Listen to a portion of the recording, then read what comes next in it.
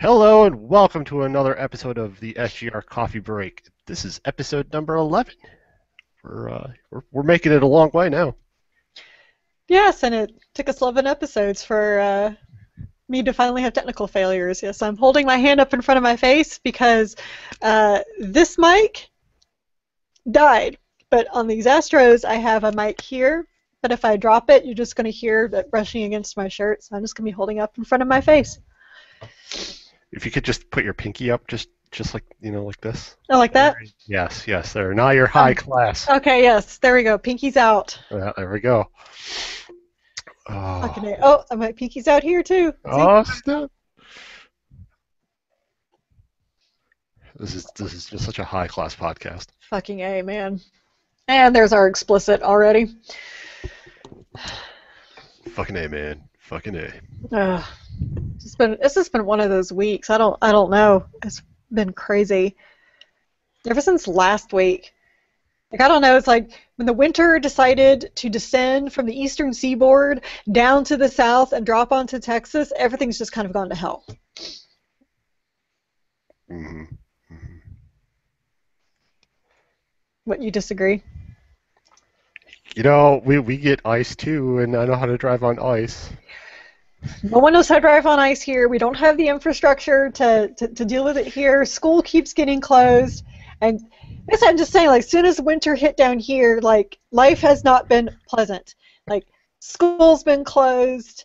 Dog won't go outside. He will not go pee outside because of the cold. Like, he gets the snowflake on his nose, and he's like, nope, and comes right back in. Oh my god, your dog's a puss. Oh, he is. He's the biggest baby. I mean, he's a German Shepherd, over 90 pounds, and he's a big baby. Like, he cries at me if I don't sit on the floor with him once a day, so he can sit in my lap. Oh my god, that's awesome. Yes, it's delightful. I like how your dog has standards about going outside. Yeah. It's too cold. We're done here. No, it's not the cold, it's the precipitation. That cracks me up. Yeah.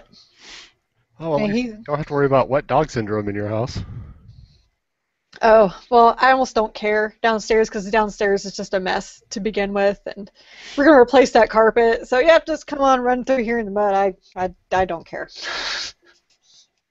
I've just given up. Oh, brother. Yeah. So I may be using gaming as a medication a lot, especially if school closes again today and tomorrow. Because I used it as medication a lot last week. Oh, yeah. So I about killed my kids after like day 2. Like, that's it, you guys got to get out of here.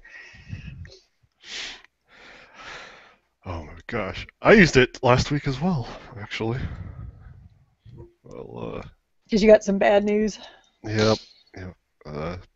Good friend, aka family member, was diagnosed with breast cancer, so we kind of dropped everything we were doing last weekend and went out to go be supportive and kind of be there when they were going to the doctors. So Awesome friends.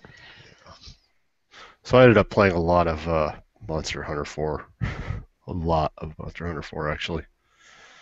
Yeah, what is it about, like, those types of games? Like, I never played Monster Hunter, but I assume it's like big, ugly monsters, kind of like Gears of War. It's more like dinosaurs and dragons.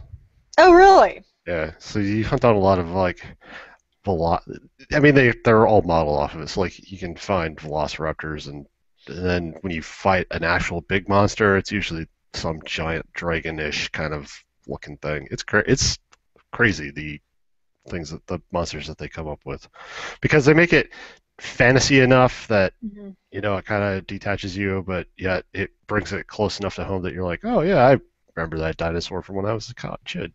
So it's a lot of that. See, I finally killed my first dragon in Dragon Age Inquisition, and I felt so guilty. It's just such a pretty animal, and I killed this one because it was actually eating travelers coming into this town, so that one had to go. But the others that are kind of out there, just kind of doing their own thing. They're not bothering anybody. And they're just so big and beautiful, and they're like, I don't know if I go kill another, even though there's an achievement if you get all of them, and there's a side mission for you to get all of them, and Iron Bull is like, we must go kill all the dragons. I'm like, why? Why do you kill everything? You know, it would be better if after you killed it, you ran up to it and pressed A, and you knelt down, pulled out a giant knife, and started skinning it. Because that's what you do in Monster Hunter 2. That's awful. It's kind of like what you do in Skyrim, except that the dragon just kind of like evaporates, Yeah. and suddenly there's just like one bone and one tooth. Like I don't know how that happens, but okay. Oh, so gaming as medication. Now we're not saying like you should stop doing your medication, but this is like a way of dealing with stress and bad events in your life. I've done it a couple times actually throughout my life. Yeah, it's just kind of, sometimes you just kind of need that escape, and you know, you don't want to pour some wine or beer, whether it's too early in the morning or if you just know that's just not a good idea. You just kind of want just an escape, just to kind of zone out and just do something. The last time I really used gaming as a medication was a few years ago. I had two miscarriages. And my first miscarriage, had that one at home. And I just, when it was final, yes, that's what's going on. I basically said, I walked away from the computer, told my boss, like, I'm done for the day. She totally understood. And I went and sat on my couch because I was reviewing Gears of War 3 for Gaming Angels at the time. And so I just sat on my couch and I played that all day. And there was just something cathartic of just sitting there and shooting monsters, really ugly monsters, in the face. And then, Baird making me laugh, and, Marcus all growly, and, Dom being overly emotional, and me, who just lost a baby, going, oh my God, suck it up, Buttercup. Just Suck it up, Buttercup. so, and I played with a friend of mine that night because we wanted to see how the co-op worked, and he was like so supportive because we got to I don't think you played Gears of War 3, did you? No, I think I stopped at 2. Okay, well, in the fourth act, you go to this town that is kind of a ghost town after the what were those things called? The satellite missiles, you know what I'm talking about? Yeah, yeah. Yeah, where they burn everything to the ground. I forget what that's called, but one of as you find out from the books, they did that.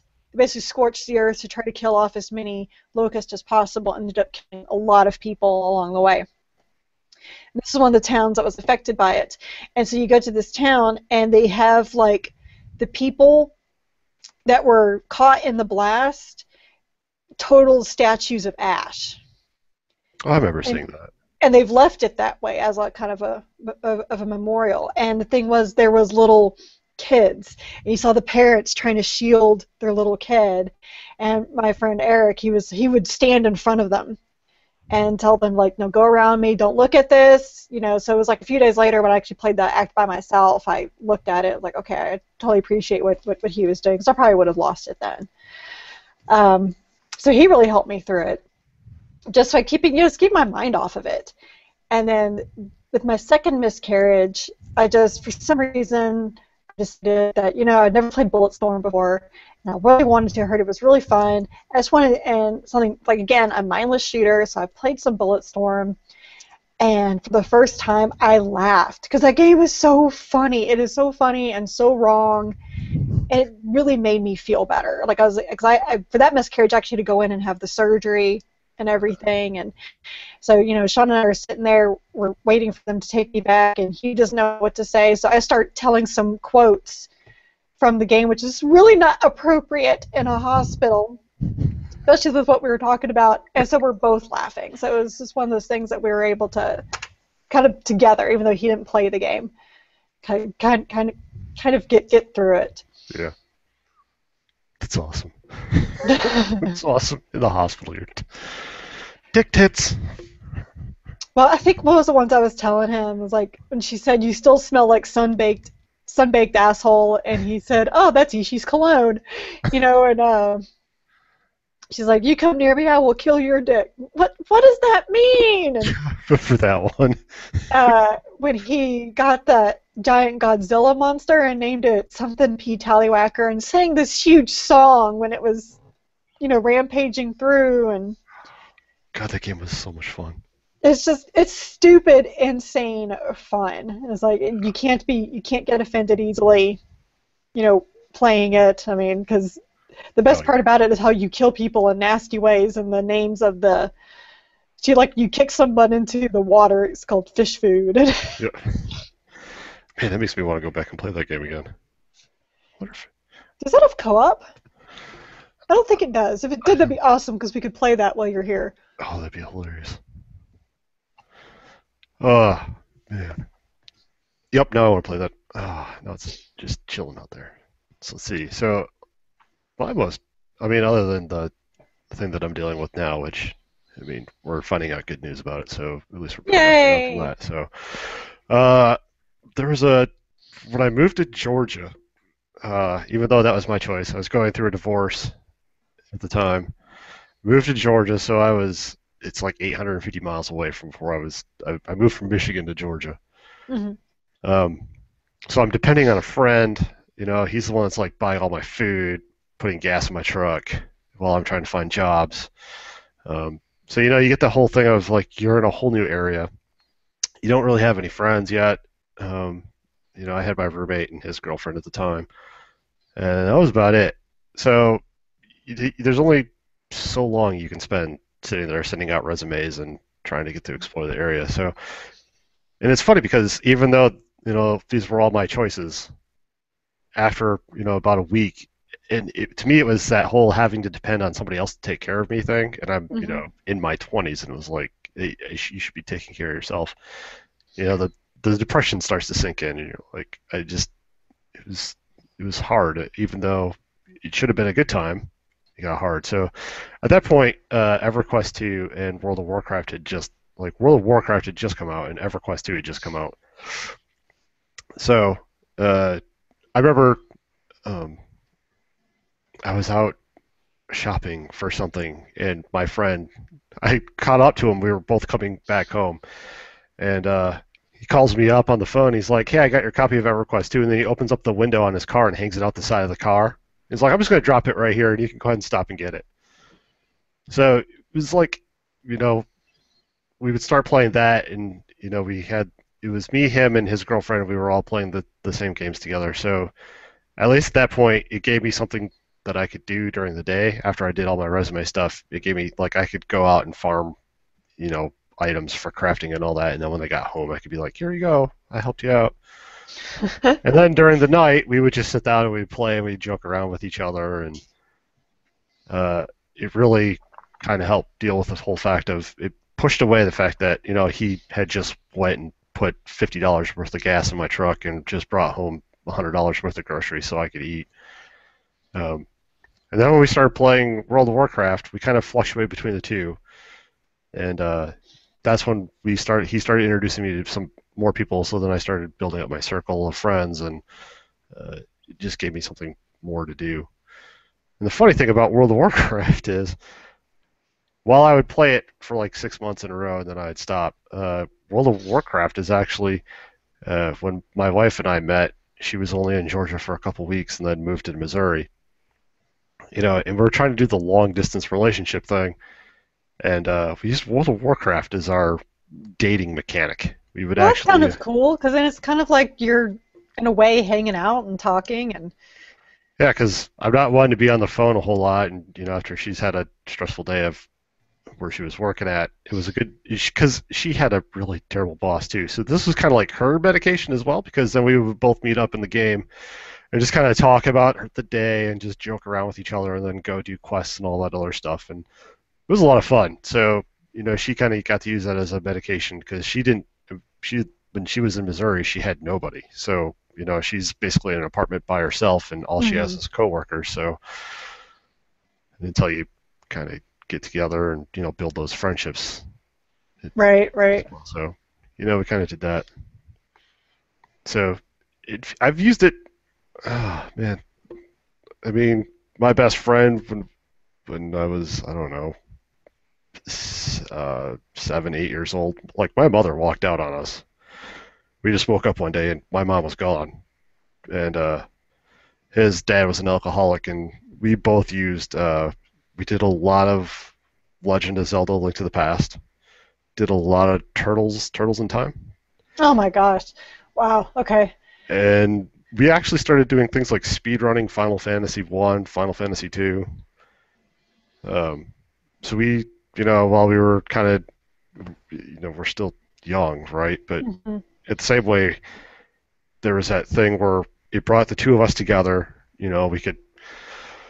It's not like when you're that young, you're going to be having really, you know, deep, thought-provoking conversations. But at the same time, it was a way that we were obviously just dealing with the fact of, home life sucked, and Right.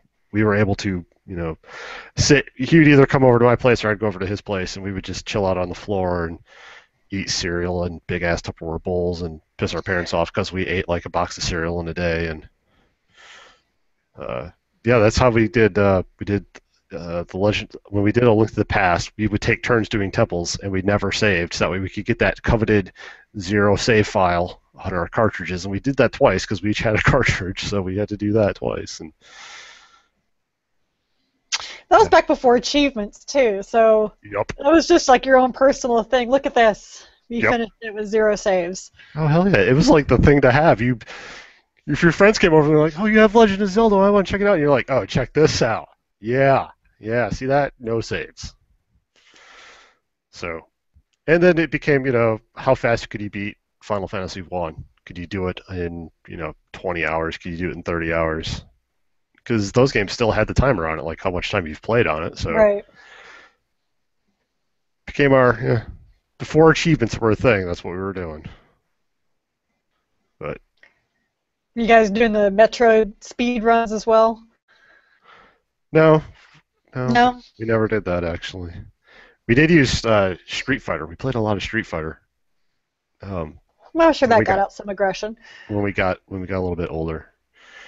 Uh, yeah, because then his parents were going through a divorce, and he came over to my place. We had been moving all over the place. We had like a lake, so we would go down and uh, ride our bikes into the lake, which is a stupid thing to do, but it was awesome. It was really fun. You never realize how heavy your bike is until you get it all full of water. Yeah, Drag it yeah. up 10 feet from the bottom of the lake, so that way you can do it again. But he came over and we just did like Street Fighter. It was Super Street Fighter 2 Turbo. That's the game that got us Nice to know through. Capcom was doing stupid names way back then. Yes, they were. Gosh.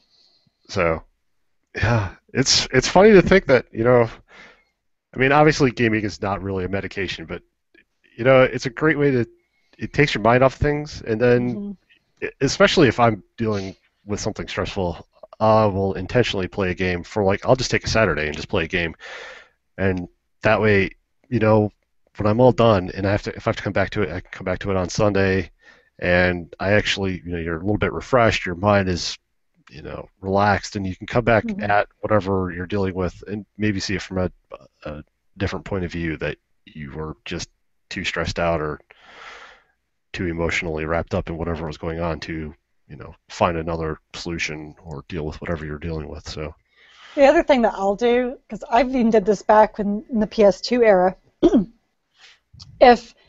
if there's like a particular cutscene or thing I really, really like watching or just experiencing again, I'll make sure to have like, keep that save so I can access it whenever I want. oh yeah, I've done that. So like I still have like one of those saves on my PS2 for Final Fantasy X because there's this one cutscene and it's not the big romantic cutscene everyone thinks of. It's this other one that just blew my mind back in the day. And in many ways, it still kind of holds up. It's still like little sharp edges and blocky, but it's still pretty amazing. And with it's stupid, but with like with Dragon Age, I have like different saves set up just for some super sweet moments, just because it's just I don't know, it just kind of hits you right in the feels. Sometimes like when I'm just kind of feeling down, it's like, oh, I just want a quick like, oh, that's so sweet. Just kind of watch those little scenes. Um, so I mean, I'm supposed to be reviewing something else right now. I promised my boss I would, but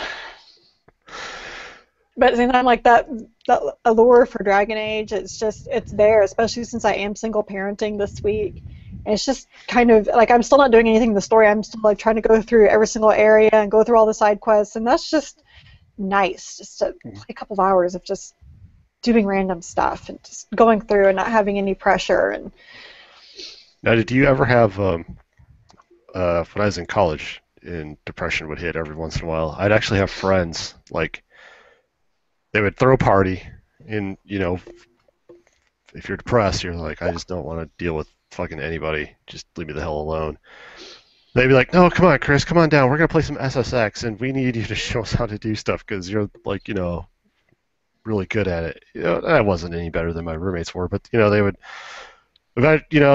get down there and start playing SSX, and then they would fudge it so that way you would win, but they would kind of give you a little bit of a challenge, and that was always really nice too because it wasn't that's what I really miss. Now that everything's going online, you don't even have to see anybody, but that whole couch co-op thing where you're actually in person dealing with it, mm-hmm. you can talk shit to each other and have a good time. That also helped out a lot too. Even though you didn't want, I'd never wanted to do it. I was like, no, just leave me alone. And they're like, no, come on down. Let's just do this. Okay, fine, whatever. We'll pour you a rum and coke, and you can sit down here and we'll play this and we'll have at it. And then next thing you know, you're laughing your ass off and having a good time. No, I didn't have that because I really. This is like getting deep talk today, people. I was a closeted geek in college. Nobody knew I was into stuff. Nobody knew I liked watching cartoons. I kept that really to myself, and it wasn't until my 5th year that I started making friends who were into games. But by then, I hadn't followed the gaming world in such a long time. Like I still had my NES and in my apartment, so I played like a lot of Dr. Mario and everything, and they all had their PlayStation 1s and N64s. And so I would go over to their apartment and watch them play the N64 because I still to this day like watching people play games. I get a lot of enjoyment out of it. And so Yeah, I you would don't just watch Twitch. because I don't know those people. I don't know. It's just something about Having friends. yeah, just kind of sitting there, and I would watch them play Quake for hours. Just watch them talk shit and play 007. Oh, God. And they would try to get me to play, and I was awful, and so the big story that Sean still bitches about is the one time they got me to play, and that controller is not a good controller to get to from the NES controller to the analog stick. From the NES to the N64 is too big of a leap. It's awful, especially when you're playing with a bunch of seasoned players. We're all trying to play 007, so I don't remember if we weren't doing capture the flag, but this was probably like last man standing type thing.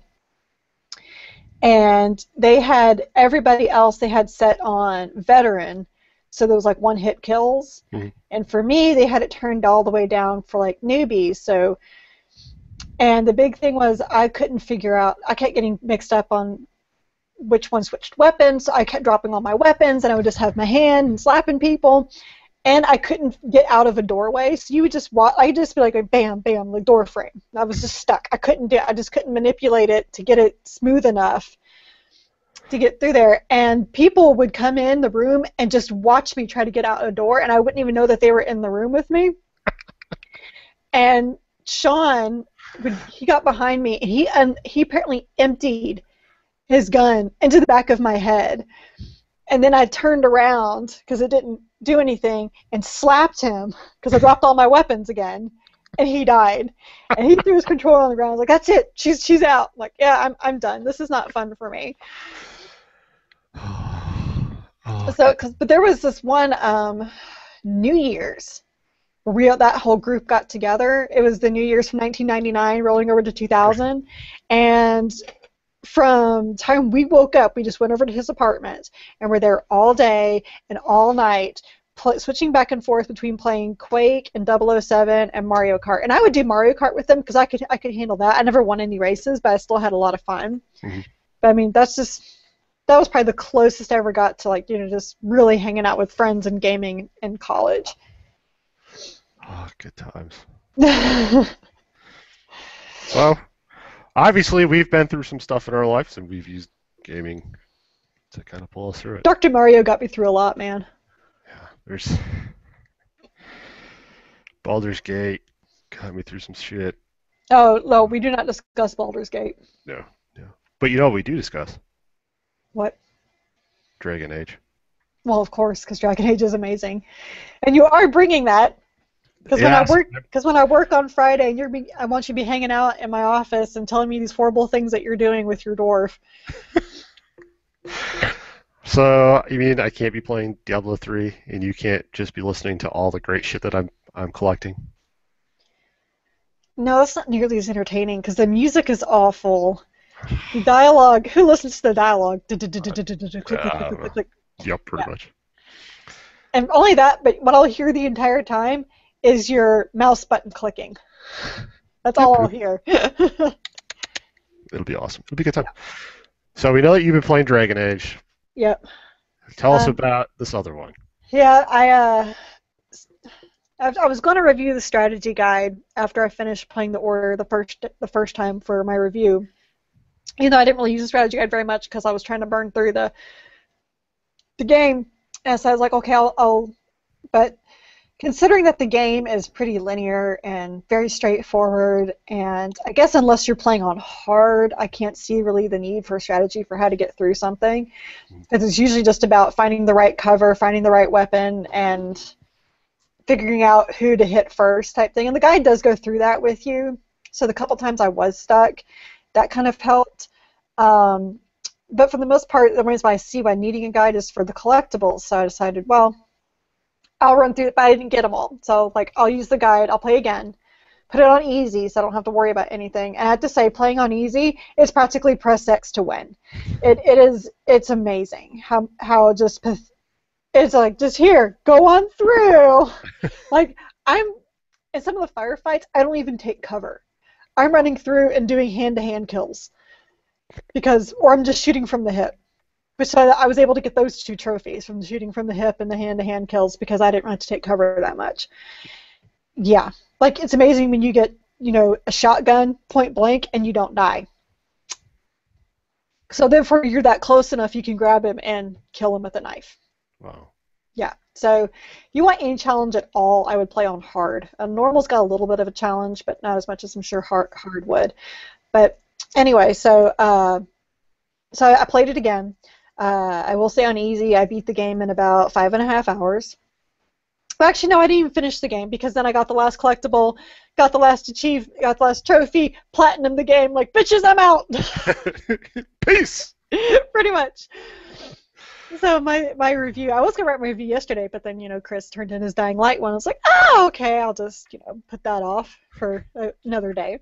Christ, And so yeah, so. I platinumed this game. I platinumed in a combat game, so that should tell you a lot about.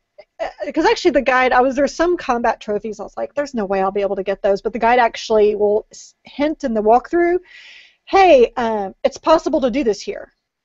Like, oh, really? Well, when you're playing on easy, it's really, Mhm. really easy. Because like one of the trophies is for when you're using black sight, which is when you like, slow down time, and you can get all these headshots. It is shoot a grenade out of the air during black sight. Like, yeah, right, like that could happen. Oh, on easy, it's very simple. Because there's actually one room where they do nothing but throw grenades at you, and the guide even mentions, you can get a trophy if you do this here. It's like, let me just see if I can do that. Yep, there it is. Okay, game on, I'm going to platinum this bitch. And I did. Which actually says a lot about the game, if I'm able to platinum a combat game. Suddenly I wanted to play this just so I can have a platinum. You can borrow my copy. I'm done with it. I got no reason to play it. Oh, well, then I'll borrow that. Yeah, I mean, I obviously really, I could platinum it in Saturday. yes, because you put it on easy and play for about 6 hours. You might have to replay some sections just because of like you have to get so many kills with this weapon and blah blah blah. But seriously. Well, there we go. Yeah. I'll get a platinum on that. Would it be your first platinum? Probably. I think the closest thing I got to a platinum is one of the Infamous games. I was going back through and then I just Oh, stopped. okay. So Usually not one that goes for trophies unless they're, something interesting or I see that they may Right. add something to the game. But, having a Uh, platinum would be kind of nice. I would look at usually the list of achievements and I was like, oh, if I can do it, I'll go for it. If I think I can do it, I'll go for it. Like Diablo 3, I never thought I could possibly get it because I was like, there's no way I'll be able to do some of these achievements with the bosses. And I think I was playing with you one night, and because basically I used you as fodder, because you went right up to the guy, right to the enemy. I think it was Asmodan, and Uh, was just going to town. And I had my demon hunter, and I was far back. So I basically it was like yeah, you defeat him on Inferno without getting touched, yeah, and he never came close to me because Chris was aggroing him because Chris was right there. It was just funny because he's a wizard. I figured he'd hang back, but nope, he was right there, and Asmodean focused on him. So when I got that achievement, I was like, huh, yeah. I wonder if I can do the others. And yes, it's the trick is with Diablo is like for some of them you have to like on Inferno and you not get hit or whatever. Put it on Inferno, but then turn the difficulty down to easy. That's the trick. That's because like there was one for Belial that was like that where you couldn't get hit, Mhm. which is hard. But you put it on easy. You have it on Inferno. You're level 60 with a couple of paragons, and have it turn the difficulty down to easy, and 2 hits and he's dead. So there you go. Awesomeness. He does not hit you in 2 hits. I guarantee you, unless you're flinging yourself at him. Yeah. Oh, Belial. Oh, Diablo 3. See,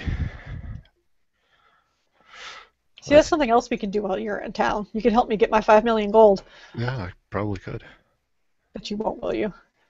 Uh, We'll uh, think about it. I'll think about it.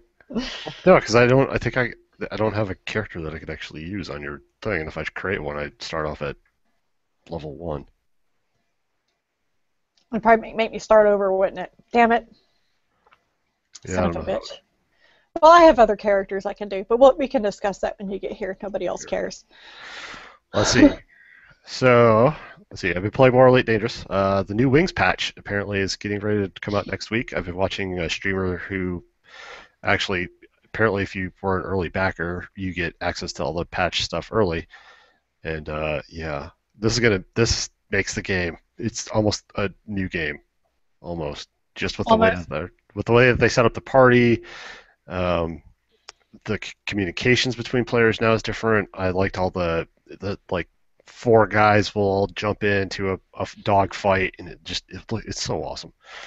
And then apparently the next patch after that is one that I'm really looking forward to because it makes changes to how mining works. So that will be, and that's basically what I do. I just find rocks and shoot them and take stuff home.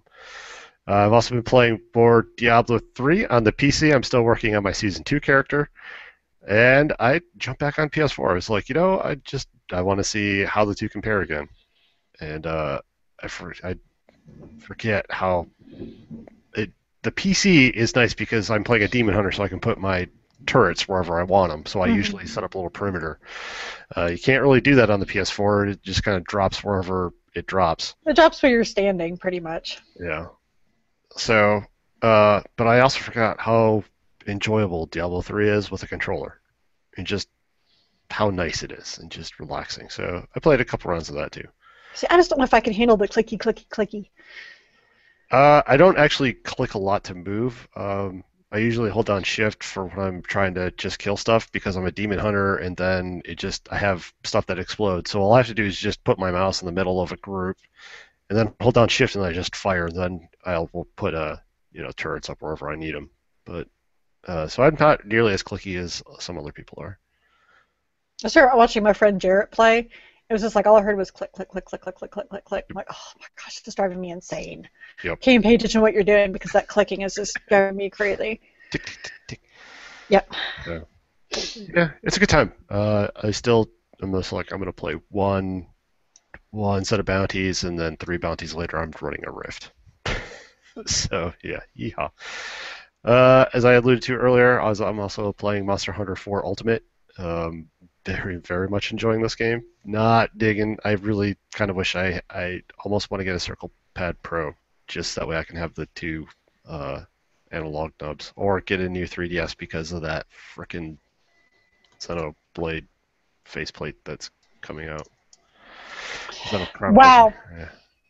Yeah, I'm going to prepare my mocking. you shall.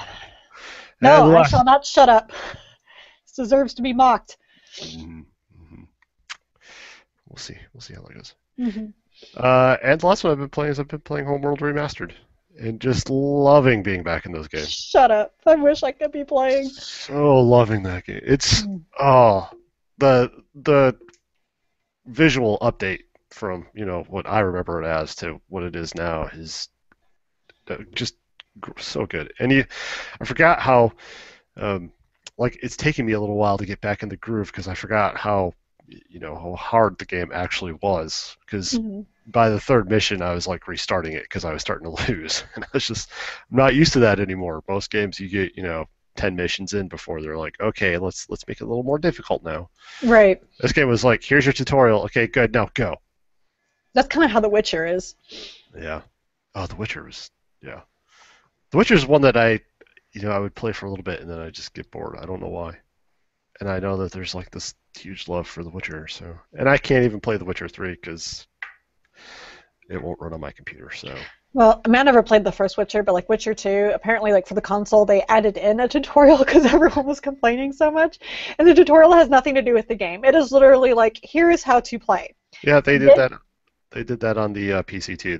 They had the enhanced edition is what they yes, called it, and it was like right. like a huge patch that came out after Yeah. the console release, and that's when they dropped in the And tutorial. even then with the tutorial, that first battle, like the first time you just walk out, I had severe problems. I'm looking at the guy going, oh my God, what do I need to do? It's like, first of all, sit here and build your traps and then place this trap and then do this. I'm like, how people find this fun.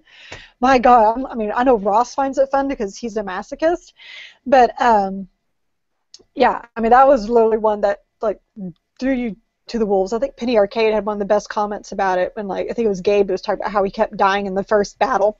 And Taika's like, it's really not that hard. You just have to use all these abilities that you don't know that you have that they never taught you how to use. Like, yes, that's very true. Yep. But that's Yeah, how they did it old school. it was. It I was. remember, I remember playing Age of Mythology last or TS. Like they barely taught you stuff too. It was like you Yeah. just had to go click around and figure it out for yourself. Age of Empires was pretty much the same way too. Like, oh, did you Age of get Empires wiped 2. out? Well, don't do that. Like, jeez. I mean, that's where.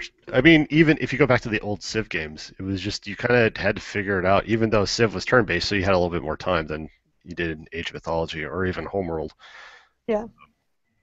And yeah, Homeworld is still one of those games where if I take a break from it for a couple days, I end up I lose my bearings on how the controls work again. So Uh-huh. there's like no inversion of cameras anyway. So I'm totally digging this though. I'm really really enjoying it. So I'm gonna try to get through this and then start on Homeworld 2 remastered. And yeah, so that's what I've been playing. Awesome. Take us out, Carrie. Take us home. Well, we have some news, and that if you like our other podcast, The Evil Cast, it is coming to a close. With the website pretty much defunct for last several years, and everyone just kind of going their own ways and doing their own thing now. It's just it's time.